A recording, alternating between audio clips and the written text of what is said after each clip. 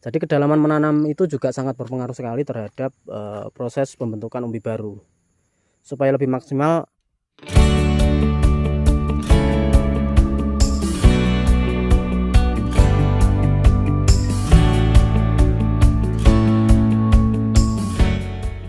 Assalamualaikum warahmatullahi wabarakatuh. Halo teman-teman, jumpa lagi dengan saya di AHM Farm Channel. Salam santun, salam sukses buat teman-teman petani porang di seluruh Indonesia dan juga buat teman-teman petani yang lain. Semoga kita semua selalu diberikan kesehatan dan rezeki lancar, amin. Hari ini saya berada di lahan ya, pengen berbagi informasi buat teman-teman yang pengen belajar menanam porang. Jadi di sini tidak semua bibit yang sudah kita tanam itu bisa menghasilkan umbi yang besar-besar teman-teman. Nanti akan saya kasih lihat satu ya. Kemarin waktu memetik cengkeh, ternyata saya menemukan umbi yang tidak berkembang secara maksimal. Penyebabnya apa? Nanti kita cari tahu. Posisi umbinya ini di sini teman-teman. Nah ini kemarin sebetulnya tidak kelihatan utuh seperti ini ya. Masih agak dalam, jadi kelihatan setengah sini. Cuma saya kembalikan lagi karena memang pengen saya buat video supaya teman-teman juga tahu. Dan ini kalau saya bongkar, saya ambil seperti ini ya. Yang bawah ini bibit yang kita pakai tahun 2020 bulan Oktober yang kita tanam di sini. Yang atas ini hasil pembentukan umbi baru. Karena tanaman porang itu entah dari biji katak maupun dari umbi, bukan umbinya yang membesar melainkan membentuk umbi baru. Jadi bibit ini kita tanam membentuk umbi baru di bagian atasnya. Modelnya seperti ini. Ini bisa saya katakan tidak maksimal ya, bahkan gagal teman-teman. Penyebabnya apa?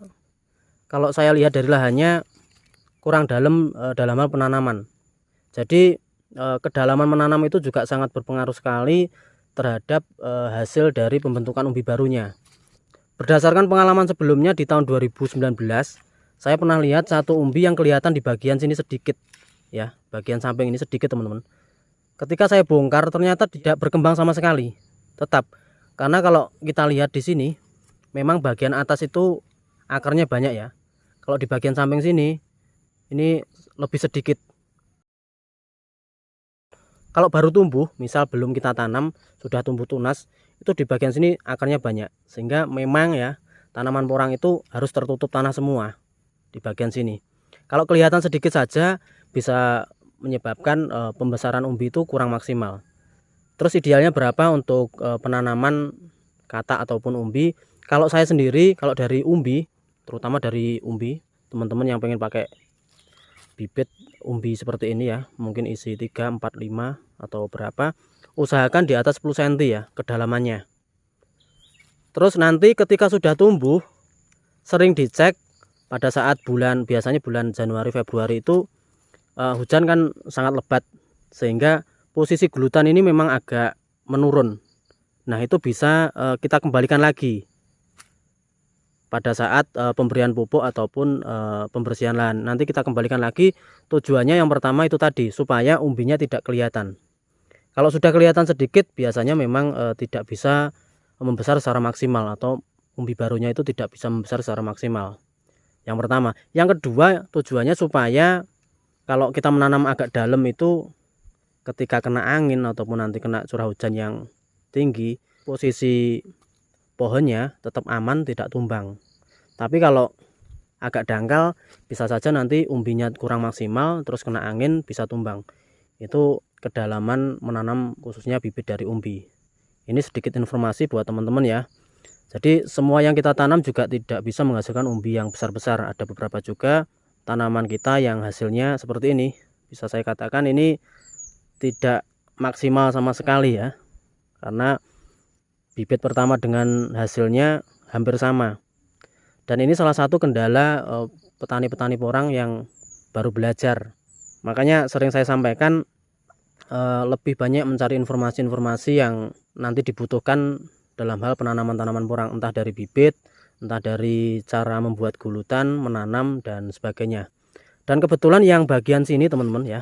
Nah ini kan bagian samping. Memang kemarin kelihatan sedikit ya di bagian umbi yang bagian bawah ini, sehingga ketika sudah membentuk umbi baru hasilnya ya seperti ini, kurang maksimal.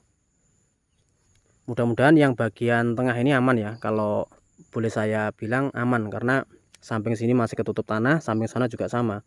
Kalau bagian tepi sini kan kalau kena air, bagian sini agak nipis ya tanahnya, sehingga ada beberapa bagian yang kelihatan, menyebabkan pembentukan umbinya kurang maksimal seperti ini. Oke, ini informasi buat teman-teman yang pengen belajar menanam porang. Jadi kedalaman menanam itu juga sangat berpengaruh sekali terhadap proses pembentukan umbi baru. Supaya lebih maksimal, agak dalam aja nggak apa-apa, tapi juga jangan terlalu dalam, karena kalau terlalu dalam nanti mengakibatkan tunas yang muncul di permukaan tanah itu juga agak lambat, sehingga harusnya sudah mekar ya, daunnya sudah mekar, sudah kita kasih pupuk, di situ malah belum muncul. Ini juga menghambat teman-teman. Pokoknya pas saja ya. Kalau saya sendiri lebih di atas 10 cm ya, 15 cm boleh. Monggo, ini tergantung teman-teman yang pengen menanam. Itu aja informasi dari saya, mudah-mudahan bermanfaat. Dan apabila ada pertanyaan, monggo bisa ditanyakan di kolom komentar, atau mungkin bisa WhatsApp, bisa telepon. Selama bisa saya jawab, akan saya jawab. Dan sampai ketemu di video selanjutnya. Terima kasih. Assalamualaikum warahmatullahi wabarakatuh.